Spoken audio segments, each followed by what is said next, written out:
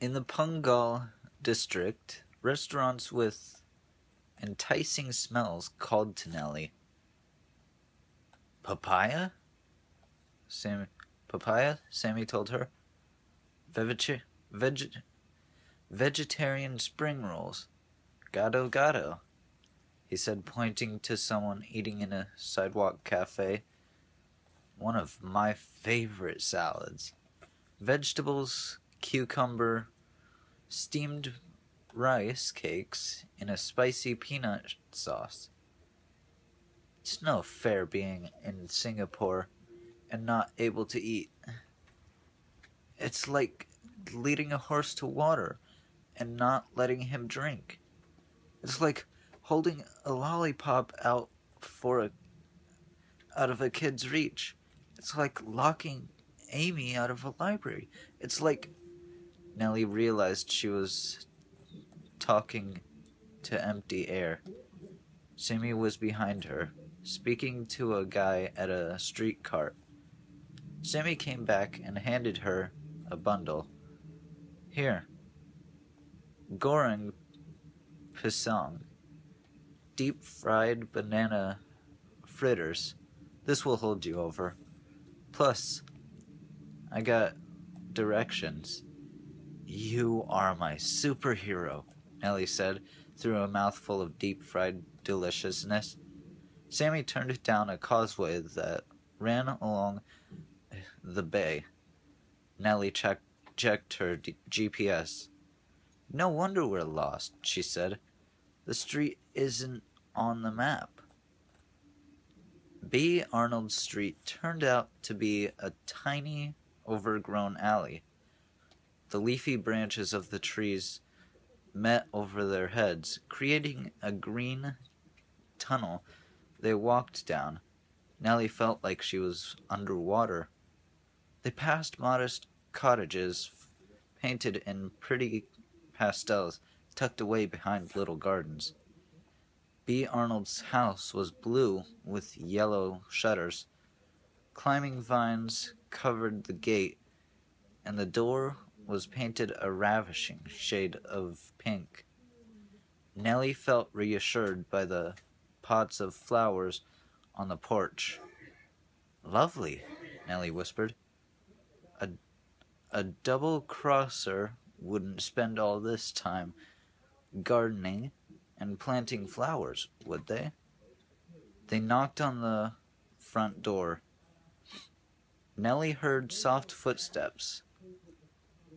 Dressed in a faded sundress and sandals, her red hair in a long braid, Sinead Starling opened the door. Ah, Nellie said. I guess I was wrong. Sinead's shock was visible on her face, but she recovered quickly. Nellie, this is a surprise. I'm sure it is, Nellie said. Can we come in? Sinead turned and led the way inside. The last time Nellie had seen her had been over a year ago, after they discovered that Sinead had been the mole who'd betrayed them. Even though Amy had forgiven her and even offered her a place to stay on Grace's estate, Sinead had disappeared with her brothers, and nobody had particularly wanted to find her. Nellie didn't particularly trust her now, either. Ted Starling walked into the room, smiling. I know that voice. Nellie! Nellie hurried over and hugged him. It's so good to see you. You look fantastic. She was fond of Ted and was happy to see him looking so rested and healthy. You mean besides the blind thing? Ted grinned. I'm great. Starting to see shadows and colors again. The doctors say the trauma is healing slowly. Ted had lost his sight in the original clue hunt due to an explosion. That is fantastic news, Nellie introduced Sammy to the starlings. Ned is better too, Ted said. He gets through those terrible headaches less and less. We're all better here, Sinead said quietly.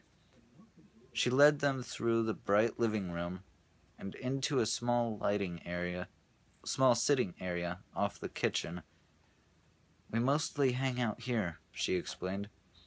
It's pretty, Ellie said. The lush garden bloomed with flowers, and she saw the blue glint of the sea.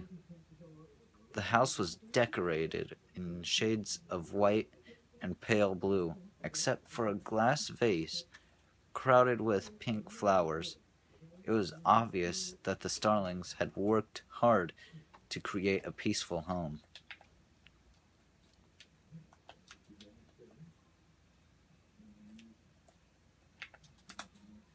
It's remarkable, actually, Sinead said. We're happy. It was true that Sinead looked different. Gone were the buttoned-up polo shirts and pressed trousers. She was dressed in a loose linen dress, and Nellie noted how she kicked off her sandals as soon as she sat down. Yes, this Sinead was much more relaxed than she remembered. Why are you calling yourself B. Arnold? Nellie asked. Sinead's mouth twisted. Isn't it a good name for a traitor? B. Arnold. Benedict Arnold. Nellie understood in a rush. So you exiled yourself here, she said. Sinead glanced at her brother. Amy forgave the unforgivable. That shouldn't make it harder, but it did. I just couldn't face anyone anymore. Ned and I were worried about Sinead, Ted explained. She would hardly get out of bed. Ned and I were the ones to contact the ECAT network. We knew she needed to go far away. We all needed to start over. They arranged the false identities, the best doctors, even this house. They invited us to a fancy welcome dinner. Who is they? Sammy asked. Patricia O. and a friend of hers, Ted said. A friend? Nellie sat up. Who? We never met him, Ted said. She called him O. We figured he was a relative. She'd say, Don't worry, O will take care of that. Oh. Like her last name. Or O. Like an initial? Nellie asked. Ted frowned in a puzzled way. I don't know, actually. I just assumed it was a relative, come to think of it. This dinner, Nellie said. Where was it? At some fancy house. I think their name was Chen. Nellie gave a start, which she tried to conceal by readjusting her position on the sofa. Sammy leaned forward. Was O at the dinner? Sinead shook her head. I don't think he was invited. We've kept away from Patricia since then. Frankly, I never liked her. There's something off about her niceness. And she gave me a big pitch on getting involved in the Asian branch of the ECATs. She said I deserved a leadership position again, that she was pressed to back me all the way. I told her I wasn't interested, and she didn't take no for an answer. What do you mean? What did she say? A lot of manipulative stuff, Sinead said, about how how I was justified in what I did, about how she was going to be the new branch leader, and she needed people she could trust. She shook her head with a rueful smile. Why would she think she could trust me? I betrayed my best friend. You did it to protect us, Ned said softly, but Sinead just shook her head. Have you heard about the outcast? Nellie asked. Did Patricia ever mention him? Sinead shook her head. I've never heard that name. She gave Nellie and Sammy a shrewd look. Are you saying that it could be Patricia was talking about?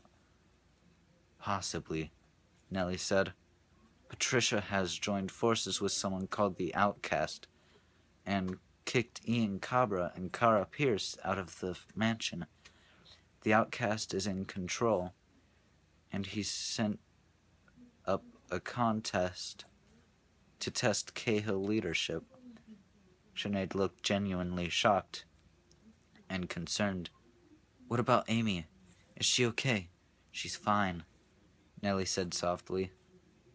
Well, she was a lioness when it came to her kiddos. Sinead may have seemed different, but she wasn't about to trust her either. You said Patricia didn't take no for an answer, Sammy said. Did she contact you again? Sinead nodded. Recently.